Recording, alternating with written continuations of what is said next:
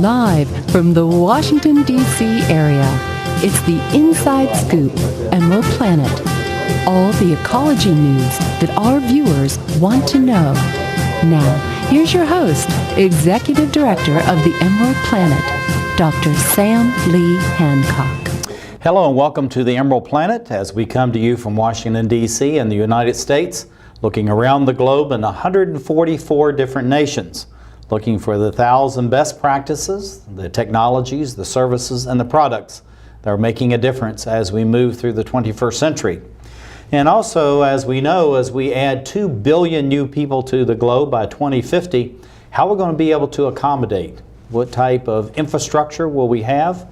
The food, the fiber, the water, the energy especially that we're going to need to be able to accommodate 9 billion citizens on the globe. We have an individual who's been thinking about this, a futurist, and also someone who really blends nature and the modern city. His name is Dr. Barnaby Ruhe, who is a professor of art at New York University, the Gallatin School of Individualized Study, and also he's a board member of Artists Talk of Art, and I think, Barnaby, about 50 other things that I see from your resume, but welcome to the Emerald Planet. Oh. Glad to have you with us. Tell us a little bit about the Gallatin School of Individualized Study at New York University. Give some kudos to where you're working, and then we'll get down to the serious business of what you've been doing over these number of years of blending nature and modern technology. Gallatin School is a bunch of ace students who cause a lot of trouble, so they find Gallatin because they realize they won't get spanked for individualized study, meaning they kind of find their own way.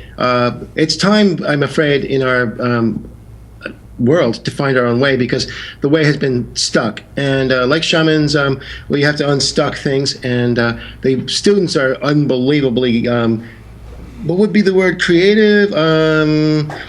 Edgy. That's what we go for, edgy. In fact, I like to say that shamans and artists and my Gallatin students are the lightning rods of culture.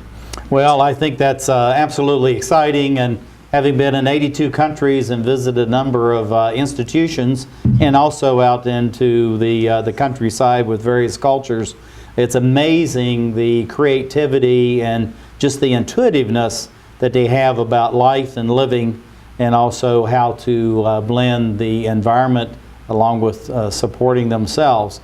But the work that you've been doing, this blending of art, nature, and urban living, you've been doing this throughout your professional career.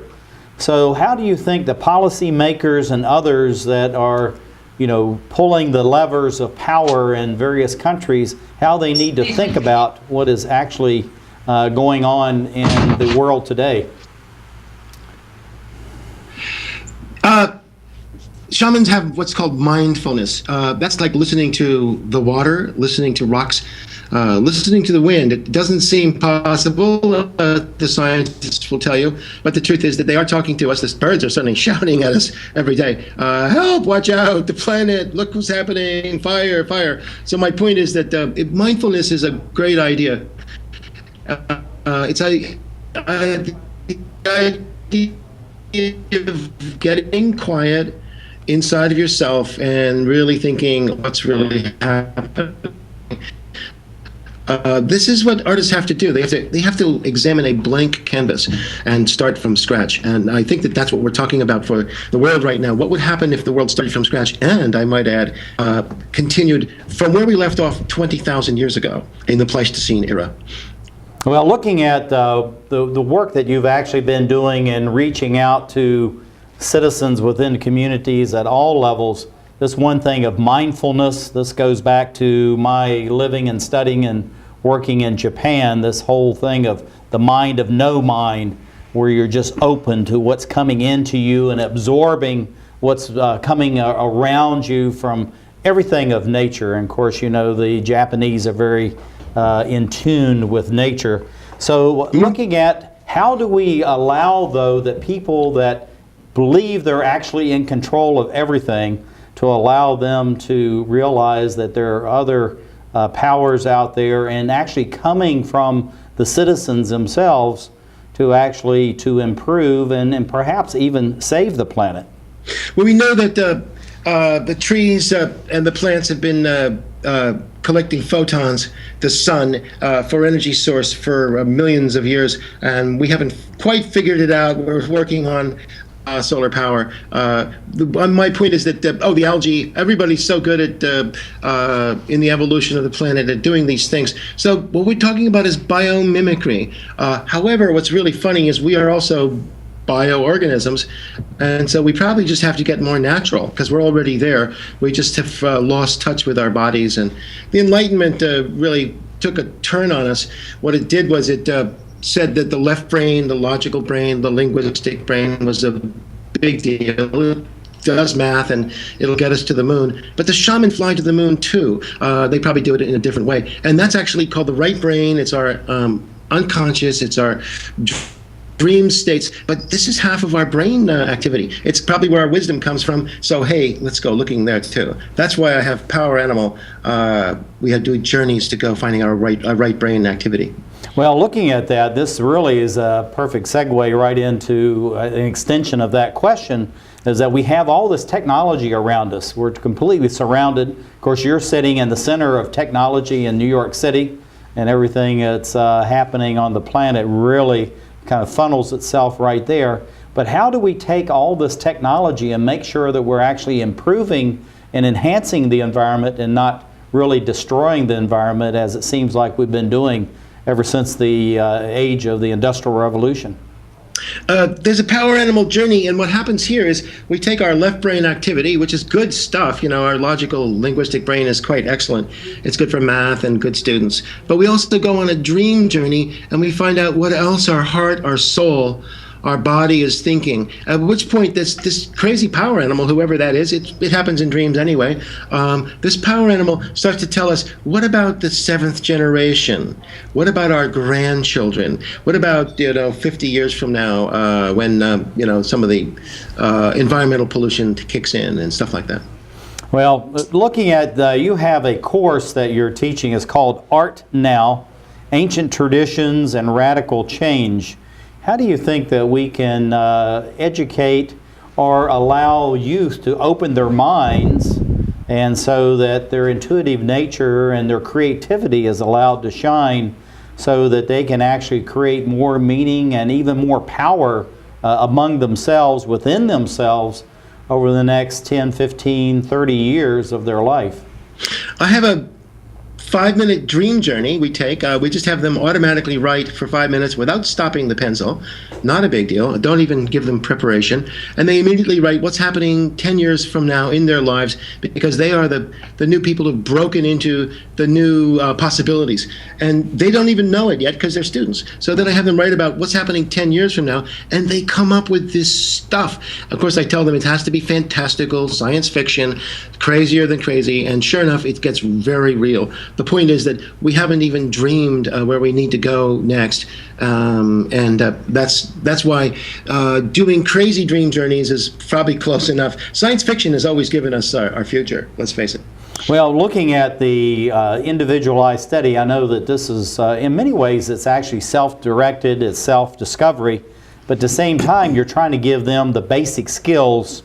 It's just like someone that's learning to be an artist. They need to have certain basic skills in order to be able to, blend the paints and, select various materials that they want, but at the same time not to suppress any of their creativity. So how do you balance that, where you take this and these ancient traditions, which absolutely are fantastical in many ways? If we go back to the cave paintings, as you know, sure, in France and places, they're almost like photographs. And you still have children's handprints in the cave walls that have been there for, some people say, maybe not only just tens of thousands of millions of years. So how do we blend that together so that it really becomes part of society and not something that's just, it's out there and not really something that we can use, embrace, and bring into the greater body? I can explain. It's a 15-minute job. It's so simple. It turns out that we all have a right brain of the neocortex and the left brain, of course. It's the same size. They fired up the same. We just have to get over there to the other side, which is very natural. It's our Pleistocene brain, so that's why the power animal works perfectly, because once you get your power animal, you know exactly what's going on the right side of your brain. My point is that we have this natural ability that's been in our bodies for a million years. We've been evolving just like everybody else. We have body wisdom. We've got wisdom over there. It just doesn't look like it's mathematics and science, and it's like wisdom heart, and that's not a bad place to go. And balance, obviously, we need both together. So actually, what's really astonishing is we need to love the plants. We need to love these whales. We need to love these polar bears. Don't forget, everybody like that, they're all canaries in the mines. They're telling us who we are. They're telling us we're in trouble. So the more we love them, the more we save ourselves. Well, I think that's very true, and I like the Buddhist philosophy and all this, that everything is a being, regardless whether it's, plant, animal, human, and we really need to have this balance and respect all of nature, everything that's being created on the earth. But this the notion of paying forward and doing good things, creating good things, good positive attitude now for the future. But how do you think we can reach back in traditional cultures and blend that with this paying forward so that we can actually develop a planet that can sustain 9 billion people? Whether we want them here or not, they're going to be here. It turns out the Adivasis, the Indians, the shamans are still doing very well in the jungles, hiding from us, of course, because we colonialized, hurt them a bit. But if we pay them and respect them and welcome them and bring them back, they got these grandmothers out there that really know stuff. So my point is, we should, instead of colonializing and looking at these people as being the savages, and maybe even the noble savages, we should really be looking at some of these Indians, Eskimos. There's 1 million Adivasi in India. These are like primitive peoples. Primitive meaning first of the first time. So the point is they've managed to hide out long enough that they still have their wisdom. A lot of them lost their wisdom, but some of them kept it. So those are the ones we want to ask questions to. Barnaby, we're going to lose you because we're right at the end of our time. Dr. Barnaby Ruhe is a professor of art, New York University, Gallatin School of Individualized Study, board member, Artist Talk on Art. Barnaby, thank you for being with us as we create the Emerald Planet.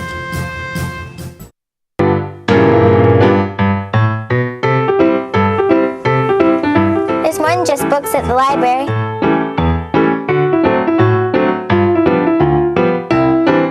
There's more than just books at the library. Excuse me. There's more than just books at the library.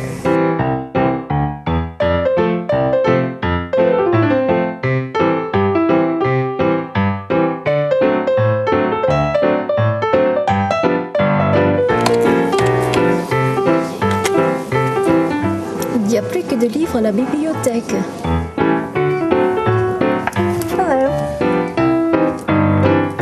You have a lot of great books here today. You know there's more than just books at the library. I know. There's more than just books at the library. I don't want to be hooked to a machine. I want all the medical treatment available to me. I wouldn't want my family to have to make this decision. My doctor knows what's best for me. An advance directive is your life on your terms. Talk with your family. Decide what's right for you. Then put it in writing. Documenting my wishes today means my family won't have to make heart-wrenching decisions later. To learn more, visit www.putitinwriting.org. 1,200 American youth run away from their homes every day. The National Runaway Switchboard is here to help. 1-800-RUNAWAY. If you are a runaway, thinking about running away from home, or a parent or guardian concerned about issues facing your child, call us 24 hours a day. 1-800-RUNAWAY. In times of crisis, hope is just a phone call away. 1-800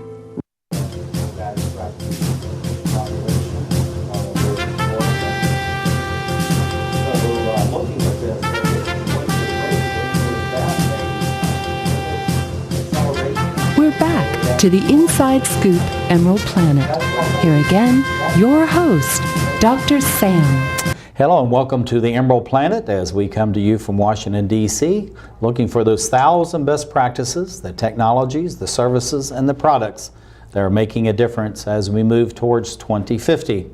And we're collaborating with 144 different nations, looking for the best practices there that can be used across 10,000 or 100,000 different villages and communities that can actually make a difference. Many of these best practices can be very small in scale, all the way up to very large multinational operations that can cut across national boundaries in the continent of Africa and Europe and many other places. But how are we able to bring about a better quality of life as the planet does move towards 9 billion people here, and we have to take care of them in a way that not only just to sustain but also to enhance their quality of life. And I have a gentleman sitting beside me, Christophe Barthelemy, who is an international eco-developer. I believe that's the title he likes to go under, working both in Costa Rica and in Williamsburg, New York, and throughout the state in New York. And Christophe, welcome.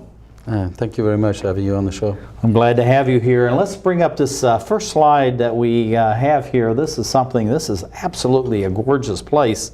And I believe this is down in Costa Rica. And so let's get this up and we'll have that as our backdrop. But tell us a little bit about what is your work as far as being an international eco-developer? Well, I'm just spreading the word around and how to build things the right way, basically, by using local materials and doing as little damage as possible to the environment. Well, looking at this absolutely gorgeous site that you have down in Costa Rica, and I believe we're looking at the roof of these buildings, and you're saying that all this is actually made from local materials right there. Well, most of it, besides the roof tin that I've used, I wasn't able to use the palm roof on this one like we do at the beach. But besides that, everything can come from the local community by the help of the neighbors and the bamboo forest I had found down on the bottom of that ravine. Was actually there when I got there, but basically I'm looking for those places that are still quite beautiful and try to keep them that way, and then people hopefully will copy me and enrich themselves with the knowledge of nature, what nature can bring to oneself. Well, this is what we're talking about as far as the theme of this particular program is ecological sustainable development. And this is something that I think that you're trying to do in spades, and I'm going to bring this up because this is absolutely fantastic what you've done. And my understanding is virtually all of this came from the land, the forest, everything that surrounded this area where you're doing this development in Costa Rica. I cut my own trees as well, which are grown from previous generation. That's important to choose your trees very carefully. And things that needs to be cut eventually, or that were planted 15 to 20 years ago for cutting. And then, of course, the bamboo helped a lot with scaffolding and railing, and of course that's all local stone that we found around the community, a quarry from my gardener, and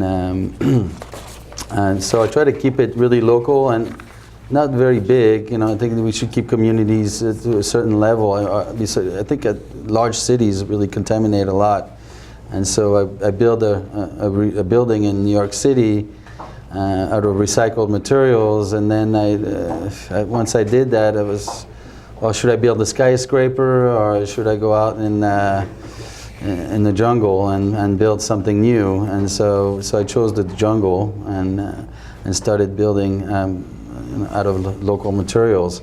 But even in the city, you could find a lot of things to recycle, and like this building. This is the project right here. But looking at this whole notion of holistic approach, I know this is something that you truly believe in and practice.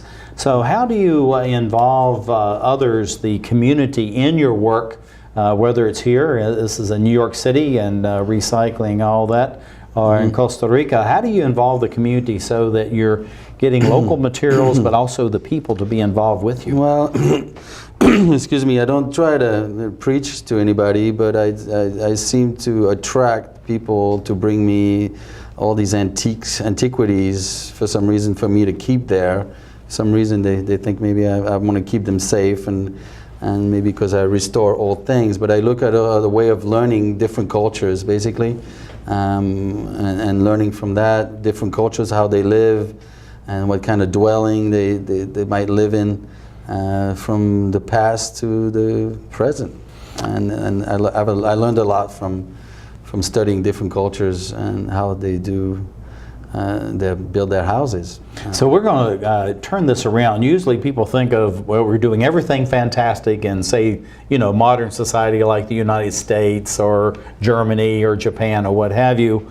But what are you learning actually from your experiences in Costa Rica in the rural areas that actually you're bringing back to the United States and very highly urban areas that can be applied here? Well, I'm learning that the Costa Ricans are one of the happiest people in the world, supposedly, and so I'm learning why they're happy, because they're happy to live with very little, and just nature around them is surrounded with nature. Of course, not in the city, but out in the country, they're surrounded with this beautiful nature, and they're basically happy with very little.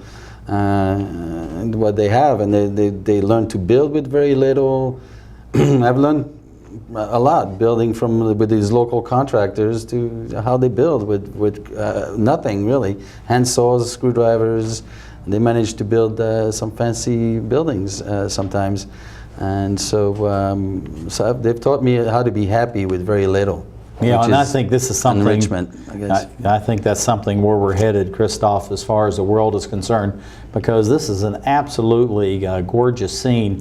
So taking this kind of environment, what types of things that you're supplanting? The materials, of course, are different there. You're using the bamboo, the palm, the other. How do you relate that to, say, a city like New York? Materials are twice as much out there. Any technology is going to be 2 or 3 times the price that it is in a big city like New York. It gets at wholesale prices, so you really have to be careful. There's not much recycling because everybody's already recycling whatever scraps they can. So like in New York City, you can find beautiful things everywhere.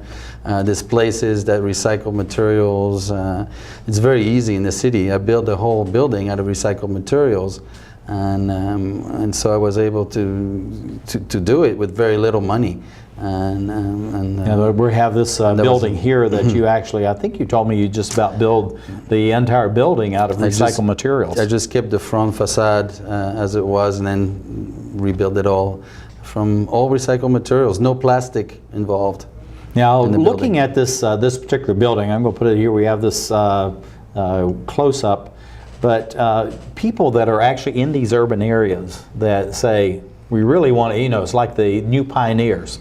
They're going into the inner city area. What do they need to think about as far as their lifestyle, about what they either, not only just what do they give up, but actually how they can enhance their life so that they actually are using what's around them, but reducing the cost and the negative impact on the environment? Right. Well, first of all, recycling a lot of material helps to your carbon footprint, I suppose, and also was enable me to take this building to completion.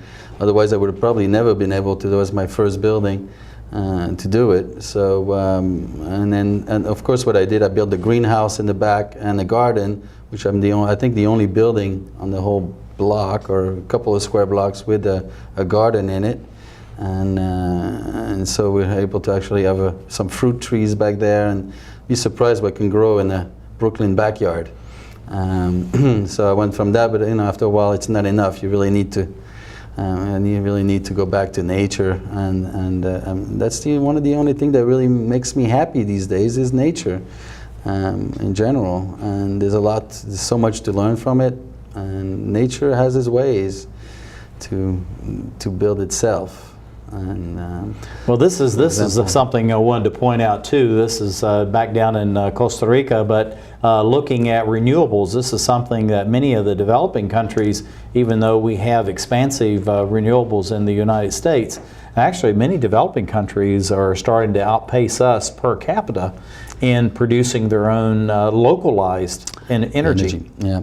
Well, like this, for example, this picture in the background, that's a little town called San Cristobal in Costa Rica, where there's some hot springs, and we're developing the hot springs into a spa. And then they contacted some Swedish company. There was a lot of wind there, so they've installed these windmills right on top of the mountain there, and gave the whole village free electricity from those wind generators.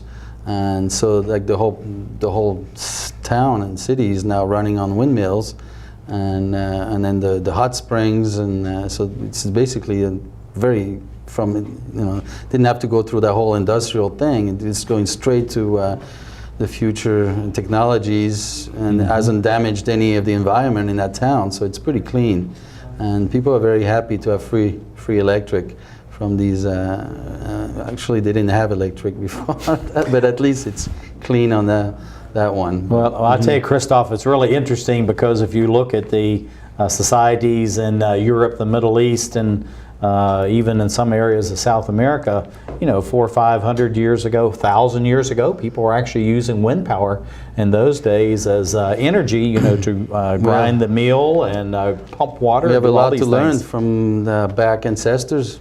We've been losing all that. Their primitive technology really had a lot to teach us. Like my grandmother back in France was shut the shutters during the day from the sun, the outside shutters. Install outside shutters that'll block the sun. You probably won't need an AC in your house, for example. We're about out of time, Christophe, and thank you for being with us on Emerald Planet. But what do you think these young guys are seeing right now as they work with you, become involved, their families are involved in what you're doing in your international eco development, and where are they going in the future? And we have about 20 seconds to do all that. Well, I've had a few volunteers and even some refugees from the U.S. that have lost their house and home. So I'm trying to teach them how to build their own sustainable house community and eco houses, and so they don't have to pay high taxes and high electrical bills, and they can stay in their houses for a little longer, and hopefully they'll show the example to everybody else. Yeah. Well, I tell you, I think it's absolutely fantastic what you're doing. The fact of incorporating these rural areas with highly urbanized areas. Christophe Barthelemy of International Eco Developer, thank you as we create the Emerald Planet. Thank you. Osama bin Laden calls getting nuclear weapons a religious duty. Today, materials that can be used to make nuclear weapons are stored in more than 40 countries. Sometimes protected by just a chain link fence. Yet not enough is being done to lock down these materials before terrorists steal them. Why did we learn all this? My mother, my son, my sister-in-law were all murdered September 11th. Help protect America. Together we can. Please join us. The stem cell issue is being debated throughout the country. Truth is, most everyone has an opinion, even if they don't know the facts. Let's stop arguing and start really understanding the potential of stem cell research. For us and for millions of Americans living with disabilities, get the facts. Call 1-877-842-3442 for free information from the Stem Cell Research Foundation. That's 1-877-842-3442. Following the tragic events of September 11th, there have been hundreds of violent attacks against innocent Americans. Remember what that flag you're waving stands for. Remember, please stop the hate. We're stronger when we are united. Remember what that flag you're waving stands for. One nation, under God, indivisible, with liberty and justice for all. In America, there's either room for everyone, or it's not America. Don't pick the wrong fight. Let's keep America land of the free. Stop the hate. Planning a home renovation? Put this at the top of your to-do list. Because after 10 years, none of you are protected against tetanus and another potentially fatal disease, diphtheria. A minor injury, such as a cut or a scrape, can put you at risk for a tetanus infection. And while safety gear offers some protection, an up-to-date vaccination called the TD booster is the best insurance against tetanus. So get the TD booster. If it's been 10, do it again.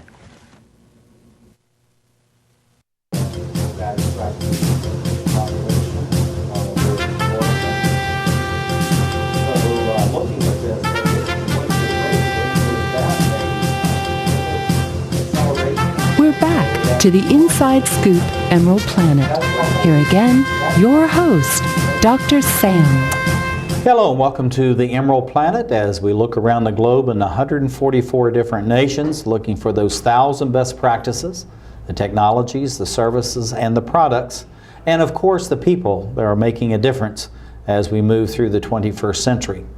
And there are people that actually have been thinking about how we're going to accommodate 9 billion people on the planet as we move towards 2050. And they're saying by the end of this century, there could be as many as 11 or 12 billion people on the planet. So how are we going to take care of all those people, and how we're going to be able to feed, clothe, provide water, and all the basic infrastructure as far as health, medicine, and education.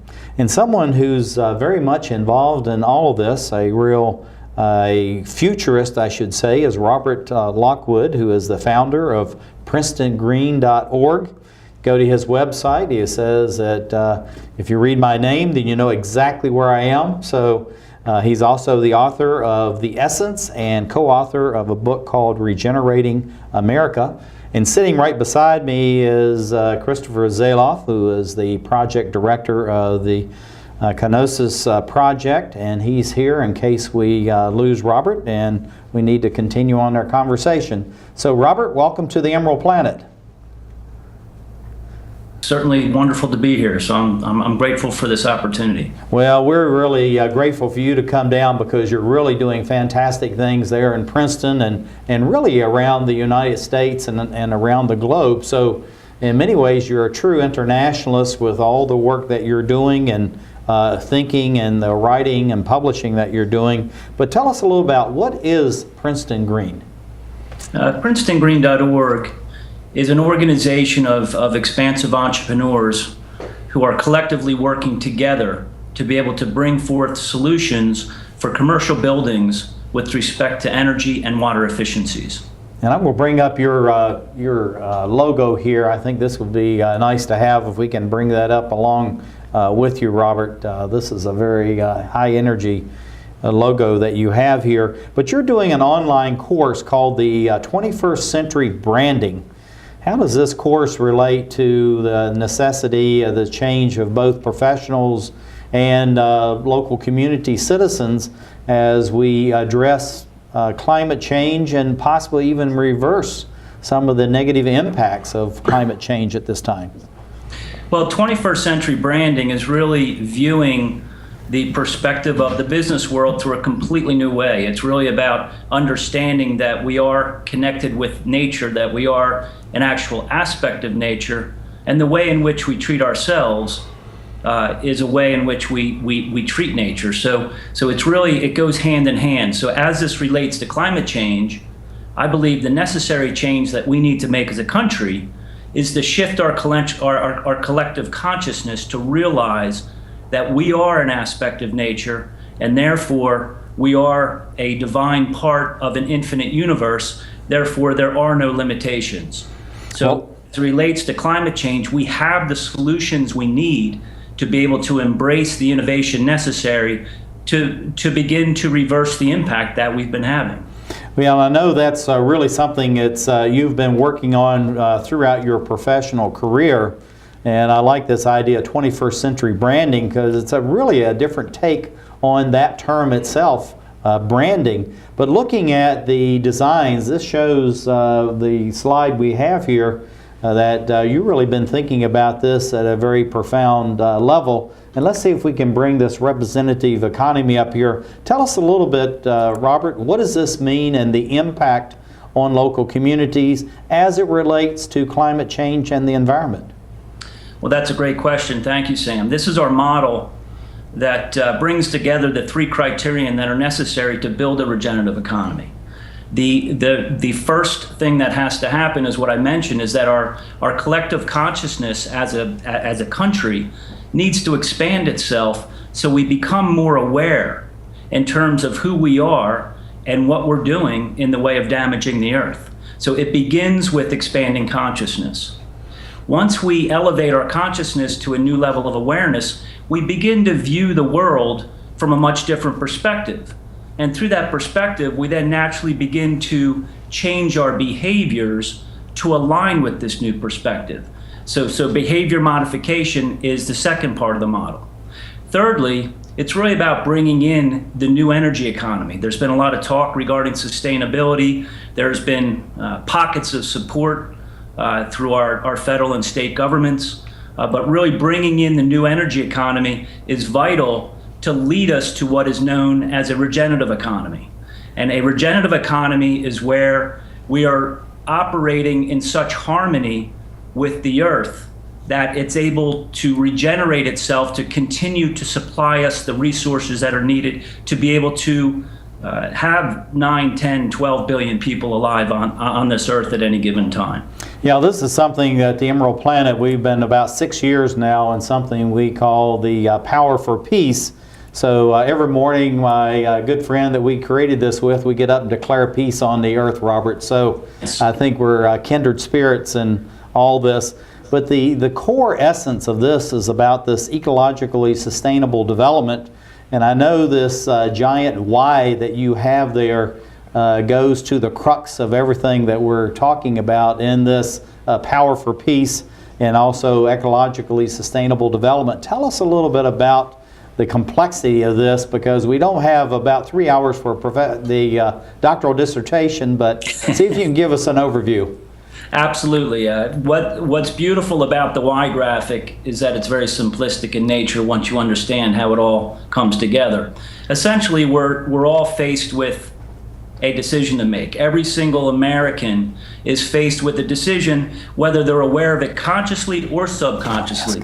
And this decision really evolves around how we intend to live our lives. And if we continue to live our lives, what we've been doing since the 1940s and even earlier, we've been on what is known as the constrictive path. And the constrictive path is the fork that goes to the left. And the constrictive path is a society that is very constricted in terms of its thinking, in terms of its ingenuity, in terms of the number of regulations. I mean, countless reasons why there are limitations imposed upon us, which really disempower us to bring out our full potential. A constrictive economy is one that's based on an economy that is based on fear and judgment and control. And it's really about bringing in this mindset that if you want something, you go take it and get it. This is a very different world than the world in which I live, which is the fork that goes to the right, which is known as the expansive path. This is the pathway that really embraces the behaviors that are necessary to live in this new paradigm of 21st century living. It's a mindset of not take and get, but rather one of give and receive. That it's really an open, collaborative, transparent community that continues to evolve, and more people are aligning themselves in their lives with what 21st century living is all about, which is the expansive path. Well, I think all about this, Robert, that really as we move through the 21st century, it's all about collaboration and cooperation. And that's something that we've gotten away from over the last 100, 150 years. And everything is about, fence our yards, fence our communities, close ourselves off from others.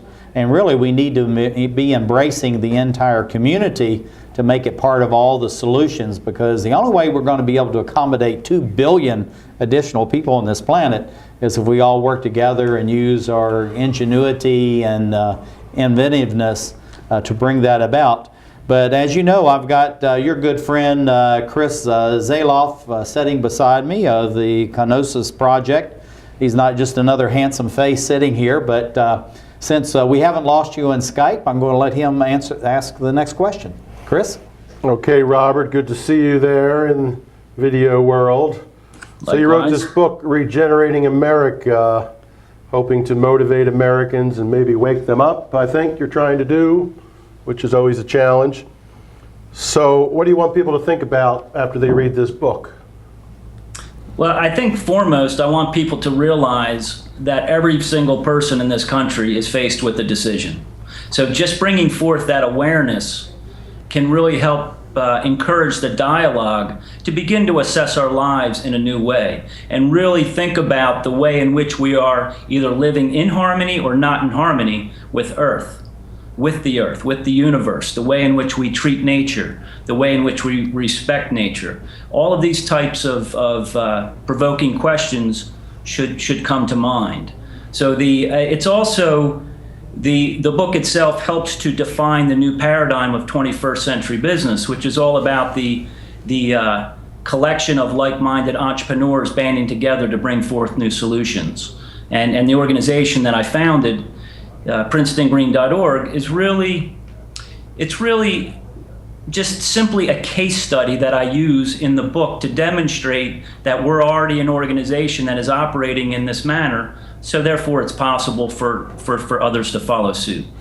Well, I think that's a very eloquent way of looking at it. And going back to this diagram here that we didn't get as we move forward to the book, looking at this, the new energy economy and the regenerative economy, let's kind of close out. We only have about 1.5 minutes left.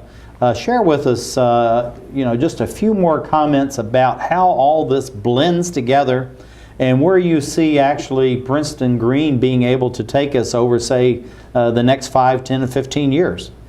Well, great. Thank you for that wonderful question. This is just really more or less a past, present, and future timeline in terms of the economies that have transpired and will transpire in the United States. So it all began with the industrial economy, and then we transitioned into the technology economy. Now we're at the place where we can really begin to grow the new energy economy, and through the embracement of the new energy economy, along with doing other things such as organic farming and permaculture and whatnot, it'll really bring about this new way of living in the 21st century, and therefore the next economy that we are predicting the formation of is what is known as the regenerative economy. And that's where we're living in such harmony that the earth, as well as humans living on the earth, can continue to regenerate themselves to empower us to bring about positive change throughout the world. Well, Robert, you did fantastic. You're out on the very second that we needed to close there, because we're going to lose you due to the credits and moving on. But Robert Lockwood is the founder of PrincetonGreen.org, also the author of Essence and co-author of Regenerating America as we create the Emerald Planet.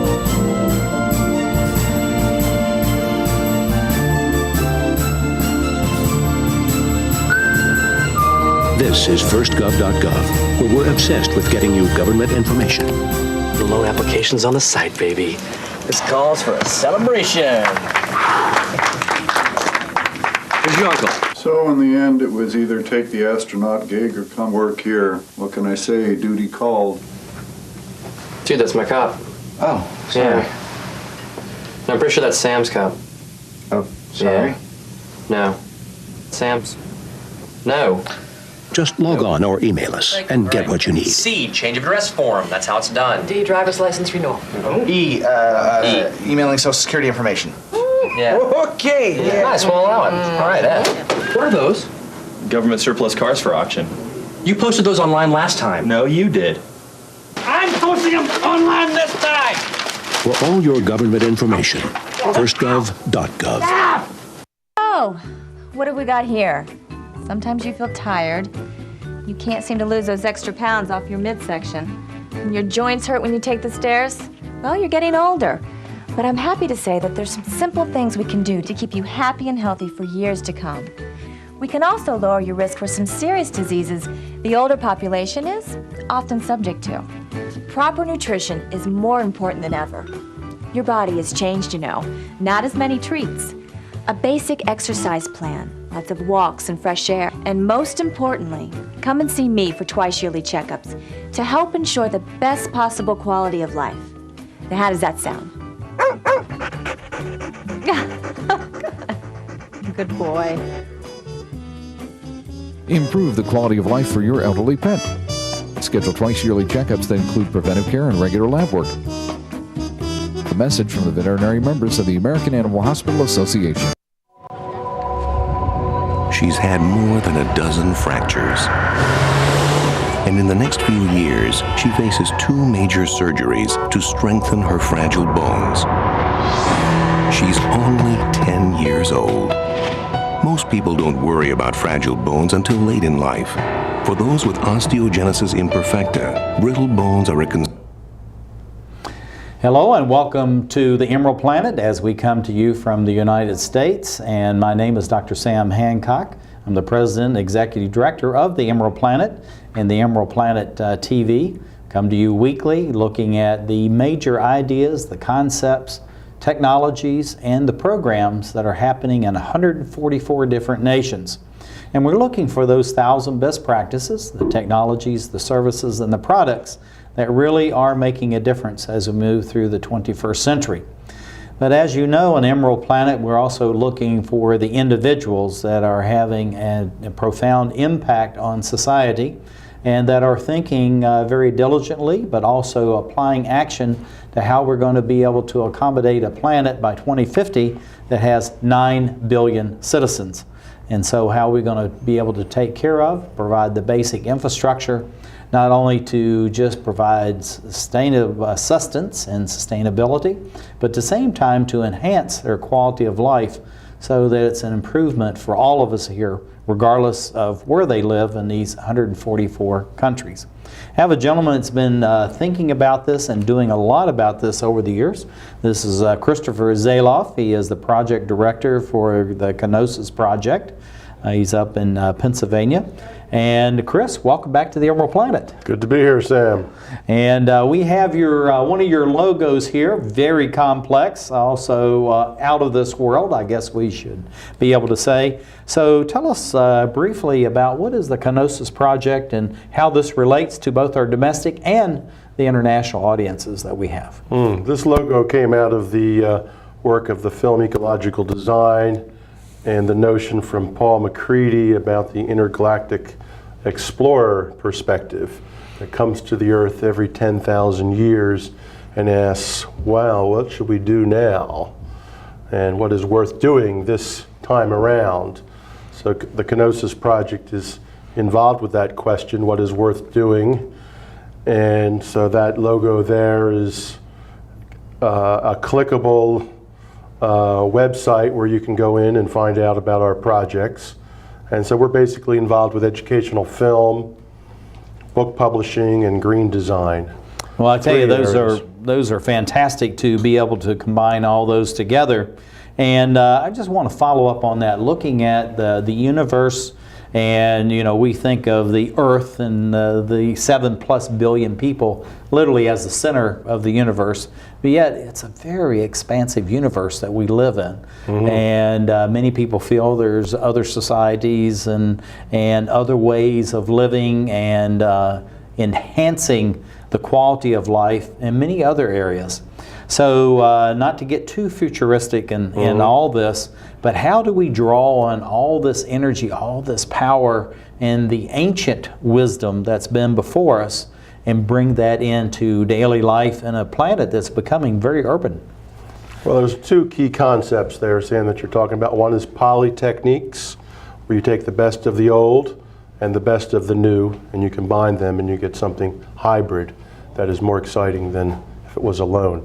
And the other one, which is something the Knossus project is very much focused on now, is enhancing collective intelligence.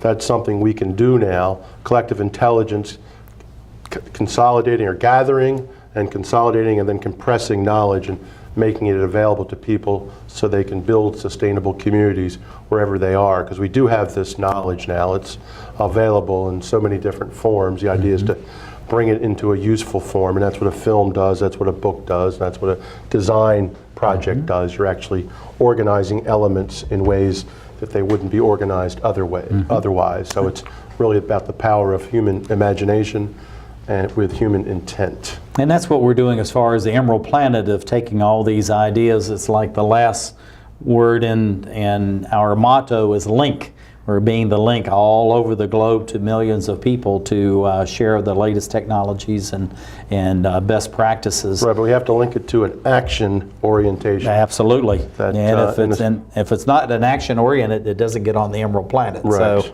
this is one of the things. But going to City 21, this is something that you've talked about when you've been with us before. So I know that you've had this project, the film project, but actually it's advancing. So you have other episodes and other sequences of that. Where's Century 21 going right now? Well, City 21, the film, has 9 episodes right now. And so we set it up in the long now perspective.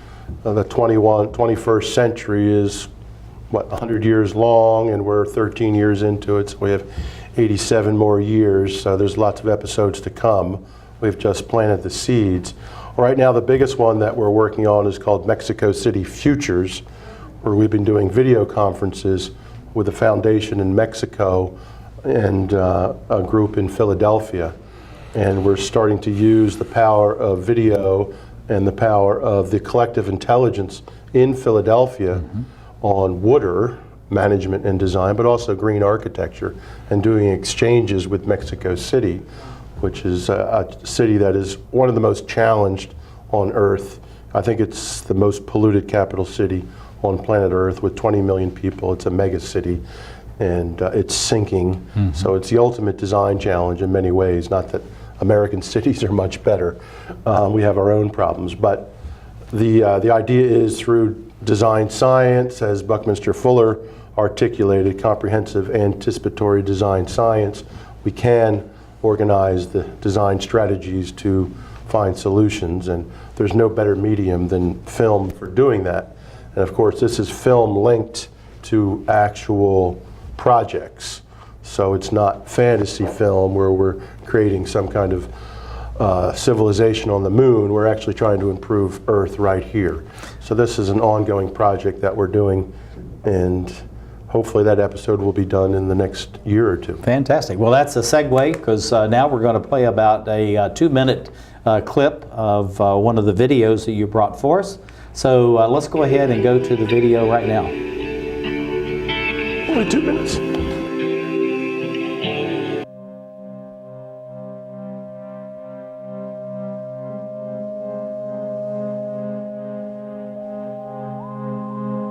One of the things I think we've really lost is the ability to think of our cities as aspirational, as actually aspiring to something more than just documenting who we are and providing a context for us to live our daily lives.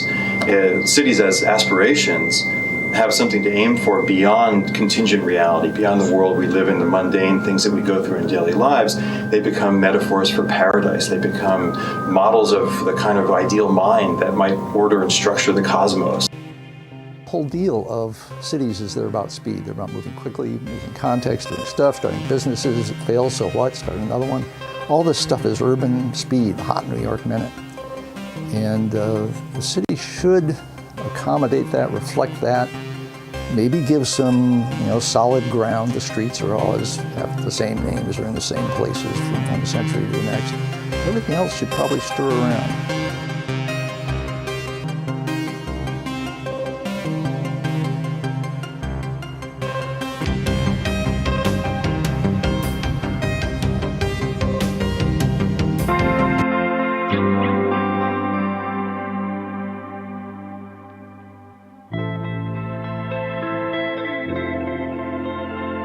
And we sustain that utopias can exist. That's the main problem. No? And the proof of that is what we have done here. That we think it's a kind of utopia because it's something that belongs to a kind of ideal, ¿cierto? That we're building the ideal. So that's the way that the utopia can exist. So it's not only something you can imagine, you also can build what you can imagine.